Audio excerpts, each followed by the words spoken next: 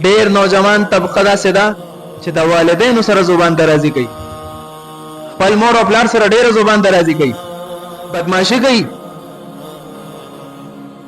او داسې بدمعشي کوي چې مور او پلار دا وړاندې د یاري خبرم نه کوي. دغه افراد د لغور سره ورید نبی علیہ السلام فرمان،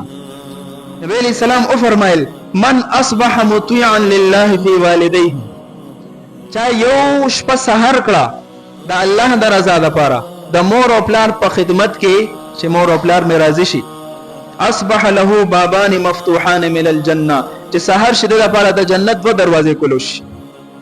وان كان واحدا فواحدا، کو چرته د مور او پلار کې یو وفات شوی یو ژوند دی او د شپې د دې اطاعت کوله مور او پلار د والدې یا د والد صاحب خدمت وکړو او سحر شو نو چونکه یو موجود دی نو د جنت یو دروازه وته کلوش. او حدیث مفهوم دی او چا چې د والدینو نافرمانی وکړه او سحر شو په د جهنم دو دروازې ورته کلوش. یو مور او پلار کې یو موجود وي او د نافرمانی وکړه او سحر شو په د جهنم یو دروازه وته کلوش. صحابي تاسو کو د الله رسوله د مور او پلار په موږ باندې څه حق دی؟ نبی علیہ السلام توس الفاظو کې جواب ورکو، هما جنتک و نارک، دا ستا جنت هم دی جهنم هم دی. اطاعت وکړو جنت، نافرمانی وکړو جهنم. بھئی رب مجازی دی، رب حقیقی خو الله دی، او زموږ ستا ظاهری تربیت چا کړی دی؟ زما مور او پلار کړی. دا رب مجازی دی، د نافرمانی کول دا د دې خبره دلیل چې رب ذوالجلال خفه دی. بل حدیث کې راځي نبی علیہ السلام او فرمایل چې دا حدیث بیان شو، یو صحابي عرض کړو و ان ظلمه، دا الله رسول کو مور او پلار ظلم کوي بیا به موږ اطاعت کوو. انسانان دي کنه وینم کله زیاتی کیږي، غیبم کله په یو مسله کې د حد نه تجاوز کوي، کو غي ظلم کوي نو بیا به موږ اطاعت کوو. نبی علیہ السلام درې پیر او فرمایل و ان ظلمه و ان ظلمه و ان ظلمه، اگر کو مور او پلار در باندې ظلم کوي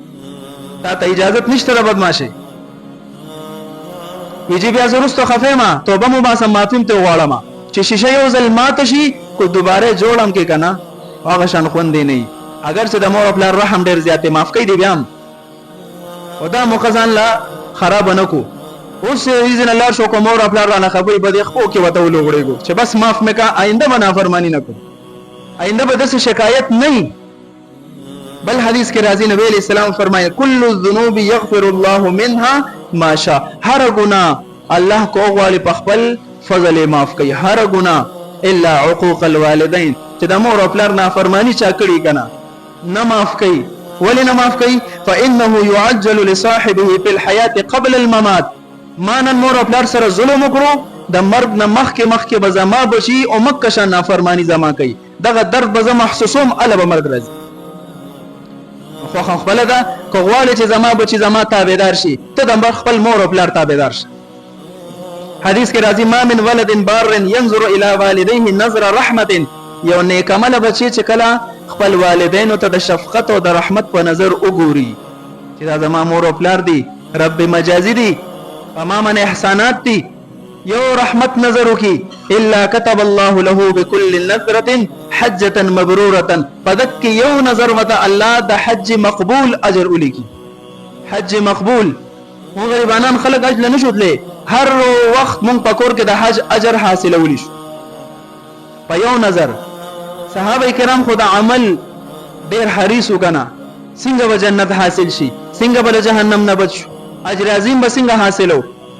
صحابه تاسو کو وان نظر كل يوم 100 مره، دا الله رسول کو زوته دروازه یو سل پیر ګورم بیا. نبی علیہ السلام فرمایي نعم الله خود دینم ډیر زیات لوی د تسل پیر نه زر پیر ګورا، په هر پیر به حج مبرور حج مقبول اجر ملاوي. دون الوی شان دینو مور خپل ګوري نه خبرو خدا داس یو واحد قیمتي سرمایه ده چې دا په ژوندۍ کې یو پیر ملاويږي، دوباره نه ملاويږي، خزه ملاويږي، بچي ملاويږي، دوست ملاويږي، هر سیز ملاويږي، مور خپل دوباره نه ملاويږي. چې دا رانه خفنش اوس د چا والدین وفات شوی دي،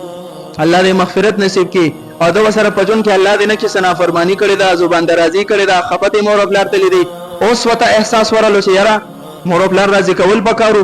اوس یې څنګه راضي کوم؟ نبی علیہ السلام شفقت تو ګورا دغه فرموله امراته خو دلیدا. نبی علیہ السلام او فرمایل ان العبد ليموت والداه او احدهما یو بنده دی چې داغه مور او پلار دوانه وفات شوی دی یا یو وفات شوی دی وانه لهما لعاق او دا نافرمانو مور او پلار د دوانو نافرمانی کړي وا یا د یو نافرمانی کړي دا فلا يزال يدعو لهما دا معافی دلیل دا